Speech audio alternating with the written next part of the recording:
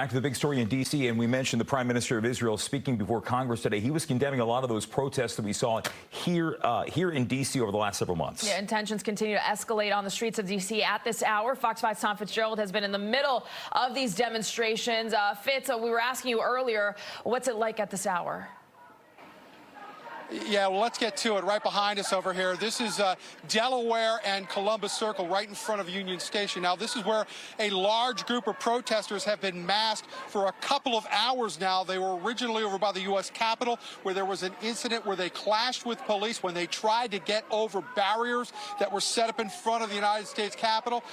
Capitol Police and law enforcement there did have to deploy pepper spray at one point to get them to move back. That crowd then finally moved over here to Union Station, where we were told Amtrak has now closed all entrances except the one directly at the metro station. The scene you're seeing right now is U.S. Capitol Police. They are blocking entrance to Delaware from these protesters right now. That street leads directly to the U.S. Capitol. Let's show you some video from earlier today when this all started out. Now, this protest was called Arrest Netanyahu. These organizers are saying that they brought in thousands of people from all over the country, busing them in from New York, from Ohio, from North Carolina. From their perspective, they say that Israel's in the wrong here, and they say Israel's killed way too many civilians in its effort to wipe out Hamas, despite the fact that this war between Israel and Hamas started after Hamas attacked Israel back on October 7th. The reason that we're here is because we're hosting Netanyahu, who is orchestrating this genocide and is basically being invited to have the largest platform in the United States to wash his hands from these war crimes. Today, Netanyahu, who has been relentlessly bombarding Palestinians in Gaza, was invited not just by one party, but by both parties, which I feel like is the ultimate betrayal.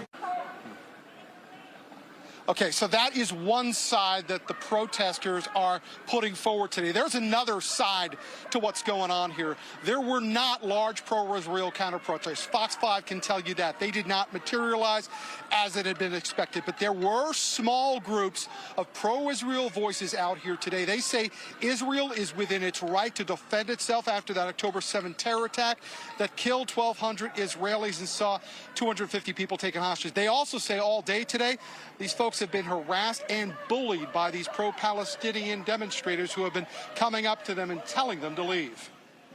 I'm really here to bring support to the Israelis standing here and supporting their message.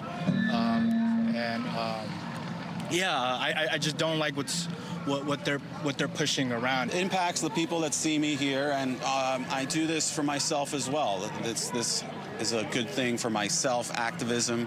I enjoy doing it, and people that see it also feel good and encouraged when I do it. Okay, back live again. You're looking at the front of Union Station right now. That is the statue of Christopher Columbus, which has now been defaced by graffiti both across the front and on the side. We can see they have written "Free Palestine" and "terrorists" on the front of it. We can also tell you that those three massive flagpoles that normally display giant United States flags, those flags were torn down by the protesters today. In their place, they put up Palestinian flags. Benjamin Netanyahu did refer to these protesters during his speech today. Netanyahu calling them, quote, useful idiots. Fox 5 live at Union Station tonight. We'll send it back into you.